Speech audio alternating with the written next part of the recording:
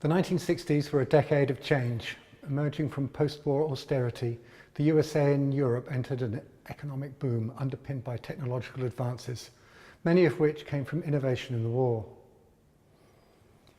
In 1963, the Prime Minister of Great Britain, Harold Wilson, delivered a speech to the Labour Party conference, calling for a new Britain to be forged in the white heat of a technological and scientific revolution.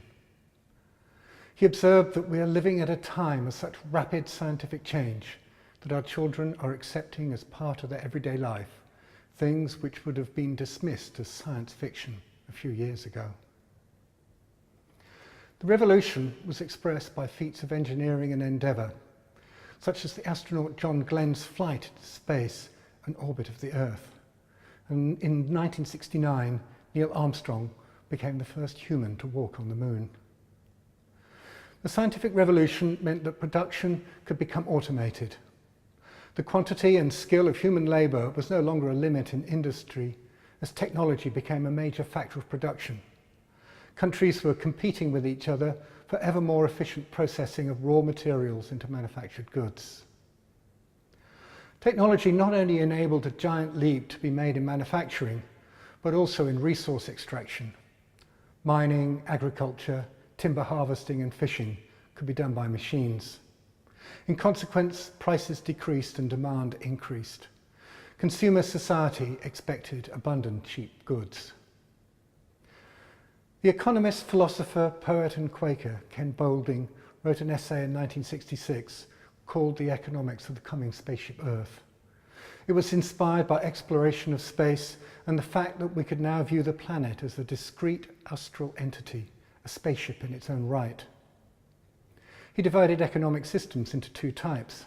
He called an open economy the cowboy economy, and said that the name derived from the cowboy being symbolic of the illimitable plains and also associated with reckless, exploitative, romantic and violent behaviour, which is characteristic of open societies. In the cowboy system, economic increase is measured by throughput and output. The more that is produced, the greater the economic wealth. Consumption is a good thing.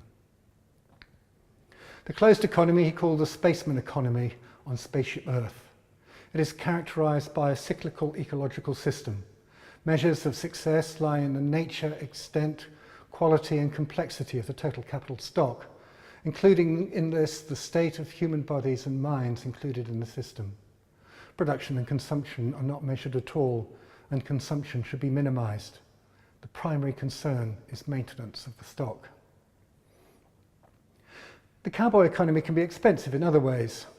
In addition to using up the Earth's capital stock, a mechanized, automated consumer society requires abundant fuel.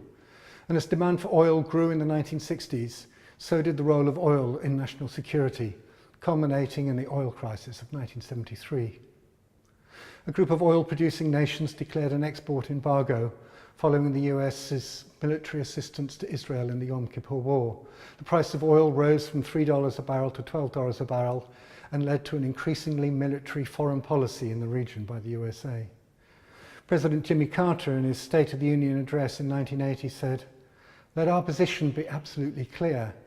An attempt by any outside force to gain control of the Persian Gulf region will be regarded as an assault on the vital interests of the United States of America, and such an assault will be repelled by any means necessary, including military force." But it wasn't only the USA that had an increasing military policy. The 1973 oil crisis led to oil-producing nations gaining control of their own production. Increasing oil prices meant that they had a lot of money to spend, and they spent a lot of it on weapons. As Toby Gray-Jones points out in his 2012 article, America, Oil and War in the Middle East, between 1975 and 1979, Iran, Iraq and Saudi Arabia purchased 56% of all the weapons sold in the Middle East and made almost 1/4 of all global arms purchases. The legacy of Middle Eastern militarization is very much with us today, and those wars are a consequence of the cowboy economy, with its focus on consumerism and its demand for environmental resources.